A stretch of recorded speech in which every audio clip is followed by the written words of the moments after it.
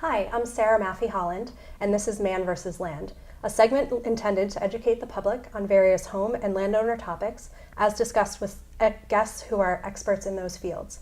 Today, we have Lindsay Webb, who is the Landowner Relations Coordinator, and Conservation Officer Jon Demler with the New Hampshire Fish and Game. Thank you guys for joining us. Oh, Thanks for having us. So before we start, I just want to mention that the show does not constitute any legal advice and is for educational purposes only. We're always available to field any questions, and you can please message us on Facebook at Man vs. Land NH. So today, with regards to landowner issues, it is hunting season, which always brings up a lot of topics with the homeowners as far as what they can allow or should allow on their land. What types of questions do you get from homeowners with regards to that? One of the first questions I get with homeowners is how close can a hunter be to an occupied dwelling? Okay. And no one can discharge a firearm or a bow and arrow within 300 feet of a permanently occupied dwelling. So they need to stay at least that far away from you. Okay. And how about access to someone's property? Are hunters or fishermen or ATVers allowed on a property without landowner permission? Do they need permission? Okay, so in New Hampshire we have a common law which basically says that land is open for public access for things like hunting or hiking unless it's posted. So it's almost like a reverse posting. So people are allowed to be on your property unless it's posted that they can't be on the property. Now, this does not refer to ATVs or snowmobiles. This is hiking, walking, hunting. Okay. And if you do happen to post your land, are you able to allow those things for certain individuals? Yes. Yeah, it's important to remember because people get concerned. They want to post their land because they don't want everyone on it, but they do want to allow some of their friends to hunt it. So ultimately, it's your land. If you decide to post it to exclude the public, you can still give permission to an individual to come in and hunt. And that's something that hunters also should remember, is that even though a piece of land is posted, that it's all right for them to ask the landowner if they would mind if they were to come on and hunt, because sometimes people have it posted just to keep everyone out, but they are looking for somebody to come in and do some hunting on their property. Okay, and is there a specific way that a landowner would go about posting their land? Are there certain requirements for doing so? There's a prescribed manner of posting. And what's important to remember in the state of New Hampshire is even though a landowner may not follow the prescribed manner of posting, if he's made a reasonable attempt to post his property from trespass or from people coming onto it, that's still what holds. But the prescribed manner indicates you're supposed to have signs at least 300 feet. They can't be any further than that. They have to be clearly visible. There's a couple of other things in regards to lettering. Has to be 2 inches to describe the activities they're prohibiting.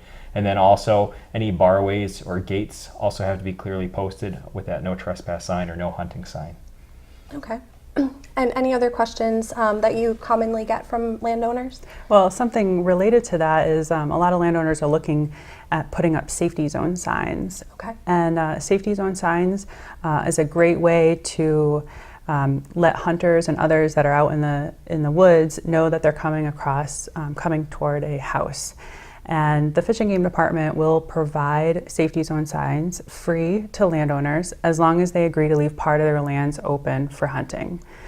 And so you can get all that information on our website and sign up for the program. And the website is wildnh.com? Yes. Great. As far as you mentioned ATVs and snowmobiles, and as far as land use for that, how does that differ from hunting?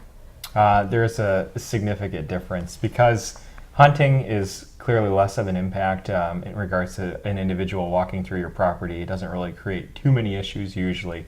However, if somebody's on a dirt bike or a four-wheeler, then obviously there's noise, there's impact right on the ground where the tires are hitting, and it can throw up rocks and put big ruts through your property.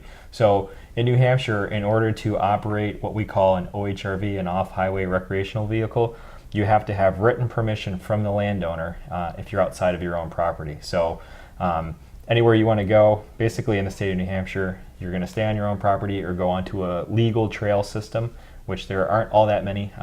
We have Ride the Wilds up north, and there's some other trails throughout the state. But if you decide just to ride through your neighbor's backyards, you're probably breaking the law, and it's not encouraged at all. It's actually, you're going to get caught and have some violations to deal with. Are there specific times of year in which the trail systems are open for snowmobiling or for ATVing? There are, and you basically, if you go to ridenh.com, that'll bring you to the OHRV website, and they have all the trail openings and closings throughout the state, because sometimes they change, especially depending on weather conditions. Generally, the spring is closed for dirt bikes and four-wheelers because the trails are so muddy, it would do damage to them in the long run. Okay. But then, obviously, snowmobile riding's in the winter, and then the other trails hopefully are open during the summer to be able to ride four-wheelers and dirt bikes. Great. Fishing. And when we think about land use and recreating on someone else's property, we don't necessarily think too much about fishing. Mm-hmm. We have the Pemmy River that comes right down through Plymouth, and it's accessed most often by private land. So you would go through the same process of getting landowner permission in order to access that and fish from there? We encourage all fishermen and hunters to ask permission to landowners before they step foot on private property. That being said, I'm sure there's a lot of fishing holes where people just kind of know about it and they step down. And so, and that's fine as long as they respect the land. We really want people to pick up their trash, pick up other people's trash if you see it, and don't cut any trees. That is a violation.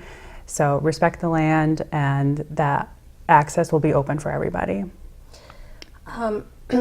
The resource that you have online on wildnh.com is for both sportsmen and for landowners. Mm-hmm. Do you happen to have any events or courses or any material for the landowner to pick up in order to know that they're doing the right thing? Sure, yeah. On our website, we have a great frequently asked question webpage that'll have a lot of information, a lot of this information that we talked about today, and a lot more. And other information about our sign program where you can pick up those free signs. We also have a great handout that was an article that was written in one of our recent Wildlife Journal magazines. It's called Why We Hunt. And that'll give you a great kind of flavor of why people go out and hunt. The tradition, the camaraderie, for food, local food. So it's a great resource for people that don't know anything about hunting to kind of learn a little bit more about it. That's great. And for hunters or other sportsmen, is there material available for them as well? Exactly, yep. There's pamphlets about how to say thank you to the landowner, which we always try to get hunters to do at the end of the season. And a lot of, just respecting the land. Great. Any other questions that you get from landowners or from hunters, sportsmen, with regards to use? Certainly. What happens a lot during hunting season is a landowner who owns a large enough parcel of land decides to go out on a walk and he finds a tree stand, a hunting tree stand somewhere on his property or on their property. So there's questions that come into play, and really the legal way to put up a tree stand in the state of New Hampshire is with a permit for the landowner. So if you're going to put some sort of permanent structure up, if you're going to do any damage to a tree or cut any limbs, like Lindsay had talked about, you have to have landowner permission to do that. So we have permits the Fish and Game Department can provide, or a simple written letter from the landowner. But if you're going to use, there's modern tree stands now that they call climbing stands, or a stand that leans against a tree and you can secure with straps that you don't actually screw into a tree. Anything that doesn't damage a tree is allowed to be on the property of another. So that's what we encourage, as we talked about before. We encourage a hunter to talk with the landowner first, because sometimes it's a surprise if you're out, if you decide to go out for a walk in your back 40 and you see a tree stand that you had no idea was there. Right. Landowners get upset, and that's where there can be some bad blood between hunters and landowners. So It's a tremendous resource to be able to hunt anywhere in the state of New Hampshire that's not posted. But again, it's kind of a responsibility to a sportsman to make sure that they inform the landowners that you're going to put up a tree stand or something along those lines. Yeah, it just seems like good practice in order to talk with the landowner. And that brings up another question. If you harvest an animal and they happen to just wander onto somebody else's property where it's not intended and you have to go find it, then you would want to contact the landowner as well. Certainly. And let them know. it does happen. If you're hunting deer or bear, and you are able to shoot the animal and then it moves along, it doesn't expire right away. Sometimes it does cross onto posted property. Obviously, you should know where you're hunting, and if you're close to a line of somebody's property that is posted, maybe you find a different place to set in for the day. But if it does cross onto posted property, it is posted regardless of whether or not the animal that you shot moved on to that property. So the best bet is to get right in touch with the Fish and Game Department or even a local police department to try and get a hold of the landowner. And that way we can come out or talk to the landowner and make sure that it's all right for you to go onto the property and continue to search for that animal. Great. And trapping, how does that play in similar, speak with the landowner in order to access the waterways for trapping, if that's what you're doing? Yeah, so all trapping has to be done with a permit through the landowner. Yep. So what you do ahead of time is before trapping season, most of the experienced trappers have their set lines out. They know where they're going to place their traps, and they'll get permission. It's a small permit form that they fill out with the landowner, granting them permission to be on the property and set traps.